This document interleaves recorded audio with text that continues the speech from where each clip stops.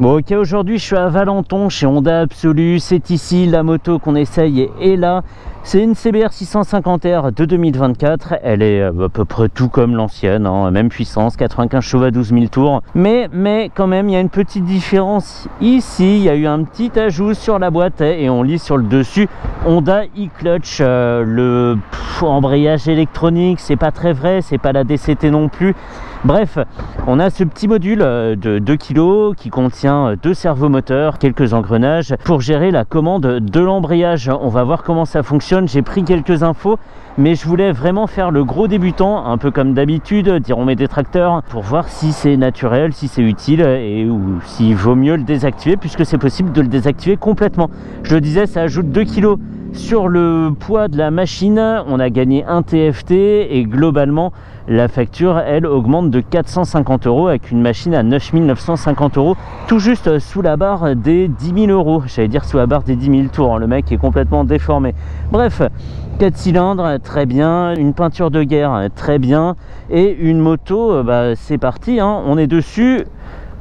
On a une vue plongeante sur la fourche Showa SFF BP avec quand même cette excroissance puisqu'on vient au-dessus de la boîte. Ça reste une moto classique en dessous, mais quand même une petite gêne sur le genou. J'ai même pas démarré, je le remarque déjà. Ok, donc... Waouh, attends. Ouais. Oh, la commande. Super mou. Je sais pas si on le voit bien là. Ça fait comme si on avait un câble très vieux. Je suis passé en première. Ok, ça n'a pas fait un seul clic, rien du tout. C'est plus efficace qu'une boîte BMW là sur la discrétion, c'est dingue. Mais par contre, un embrayage où on dirait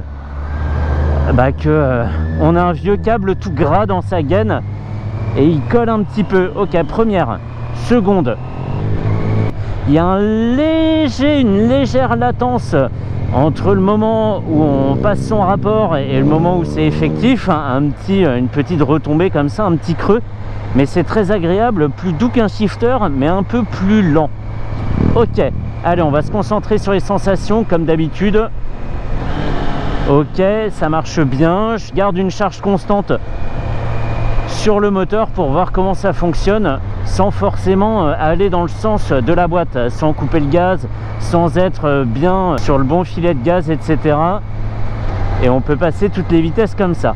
On a une petite lumière verte à droite avec un A et un petit symbole à gauche pour dire que le e-clutch est actif. Et je le disais, on peut le désactiver de façon permanente depuis l'ordinateur de bord. Ok, 4, 3, 2, 1, explosion.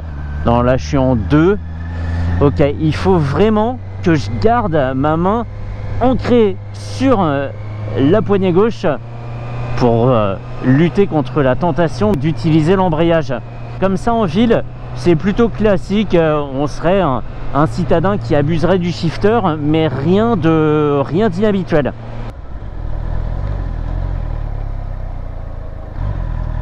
Ok, donc on ne peut pas s'arrêter en seconde, ou en troisième, quatrième, etc.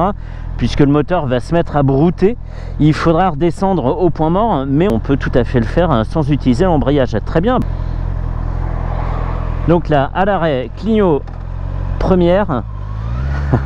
Drôle. Donc là, on arrive à un rond-point, c'est la panique, pas le temps d'attraper l'embrayage. On redescend au neutre, première, boum, et c'est parti. On va se servir de l'embrayage un petit peu. Et cafouillage, parce que je crois que j'ai exercé une pression sur le sélecteur avant d'attraper l'embrayage, donc ça a complètement ramolli le levier.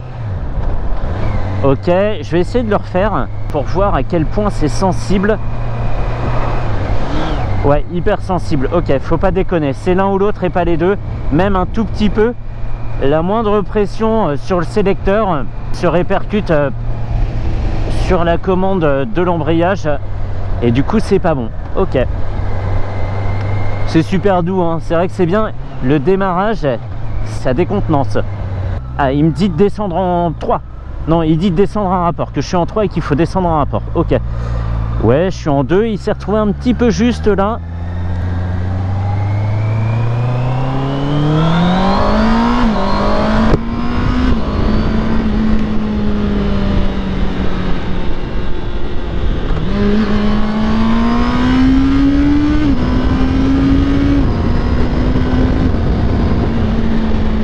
reste la CBR 650R, il n'y a pas de doute. Ce gros 4 cylindres qui adore évoluer à haut régime. La zone rouge commence même pas à 12 000, la zone rouge est à 12 500, elle se termine à 15 500 tours. Et c'est une moto qui adorera évidemment aller là-haut. Et en dessous, on roulera sur le couple avec cet agrément en plus de moins avoir à gérer la boîte de vitesse. Donc c'est vrai que c'est cool pour les gens notamment qui ont des soucis à la main, puisque cette machine n'existe pas en DCT. C'est la bonne alternative. Moi par exemple, quand je roule beaucoup sur une journée ou que j'enchaîne beaucoup de motos comme ça avec des embrayages parfois neufs ou ce genre de choses, il y a un moment dans la journée où je peux même plus serrer la main, je peux plus actionner le levier, j'essaye avec les doigts qui restent, tout ça, mais mes trois premiers doigts sont complètement HS. Je sais pas d'où ça vient, c'est pas neurologique, c'est pas physiologique non plus, mais je sais pas, c'est chelou. Et du coup ça, c'est vrai que ça serait pas mal en fin de journée quand tu as passé ton temps à tricoter avec l'embrayage, bah tu peux te reposer et faire juste jouer le sélecteur avec ton pied. Ça c'est vrai que c'est très très bien. Faudrait peut-être que j'aille consulter pour ma main d'ailleurs.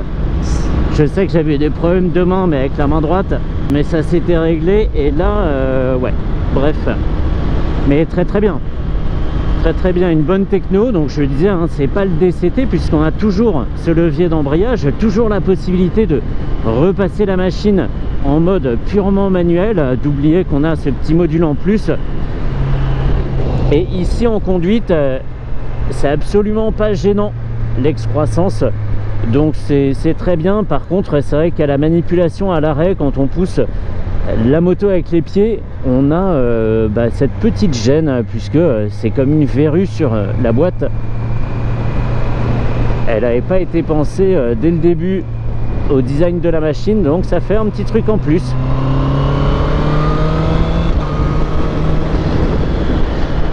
Et Honda était assez intelligent pour pas faire payer ça trop cher. On a le TFT en plus, donc ça c'est vrai que c'est super. Pour, je disais, 450 € de plus, on va dire, allez, il y a 50 € de TFT puisque c'est à peu près ce que ça ajoute sur la facture des autres machines. On a le commodo gauche rétroéclairé, c'est bien, donc ça laisse 400 € pour l'e-clutch à débourser en plus, sachant que ça fait shifter en plus, donc c'est bien. Et en plus, montée-descente, c'est comme si on payait pas du tout le fait que on peut redescendre sans utiliser l'embrayage et passer la première sans utiliser l'embrayage. Oui, cette option est gratuite. Les calculs sont bizarres un petit peu, c'est vrai. Donc là, quand on est comme ça, nickel. Sur le repose-pied, c'est parfait. On passe juste au-dessus du boîtier. Par contre, ici, on est vraiment pile dedans. Un peu moins bien, mais c'est pas très grave. Du coup, réglage, la pompe 0 km, réglage, on a le temps, on n'a plus le temps. Honda e-clutch, ah oui, config haut, dur, moyen, souple. Ouais, d'accord, je vais pas y toucher, Et normalement, il va sortir de là puisque je commence à rouler et que les réglages sont inaccessibles quand on bouge. Ok, allez.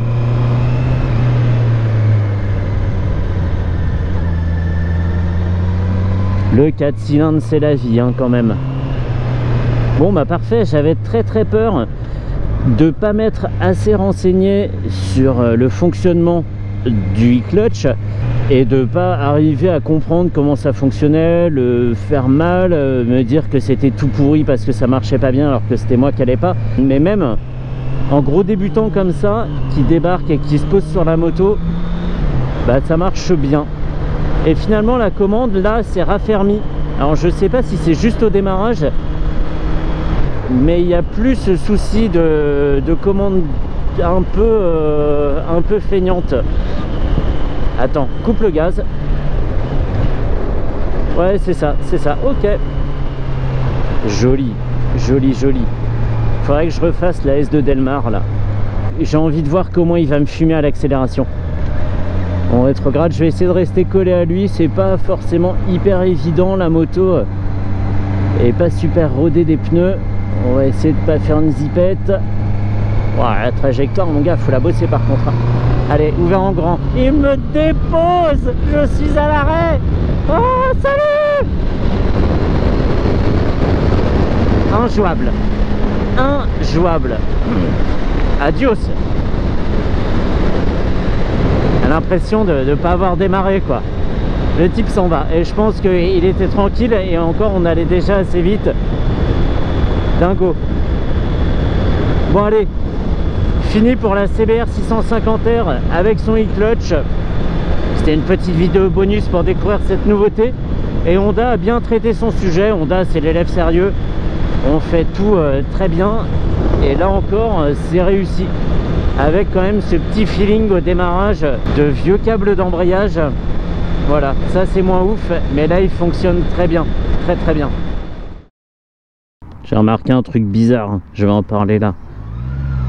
Quand on roule comme ça, là j'ai utilisé le levier d'embrayage, on roule, on est en seconde, troisième, etc. Et qu'on veut s'arrêter, si on descend sans utiliser l'embrayage, sans utiliser le levier, on peut se mettre en première et il n'y a pas de souci, quand on accélère ça part, pas de problème. Par contre, si on utilise le levier d'embrayage pour redescendre en première, si on lâche la poignée, la moto va partir. On va le voir là, je vais le faire au prochain arrêt. Feu rouge? Oui, feu rouge. Ok, on y va. Embrayage. Boum, neutre. On repasse en première. Donc on a entendu un clac. Et là, si je relâche le levier, on part. Ok, par contre, si je fais e-clutch, que je passe en première, là, j'ai besoin de rien toucher. Ok, faut le savoir, faut le savoir. C'est l'un ou c'est l'autre. Comme tout à l'heure avec le sélecteur, il faut pas faire les deux, il faut s'en tenir à une utilisation. Ok, c'est noté. Allez, je me rentre. Merci à Nicolas pour le prêt de la machine. C'était très bien de la trouver. Elle est vraiment arrivée là cette semaine. Et donc j'étais content de la trouver. Ça fait une bonne matinée. En plus, il fait beau. Donc c'est bien. Il fait beau, c'est bien. Faut vraiment que je me paye des cours de théâtre, hein, moi. L'intonation, tout ça. Allez, go, fini.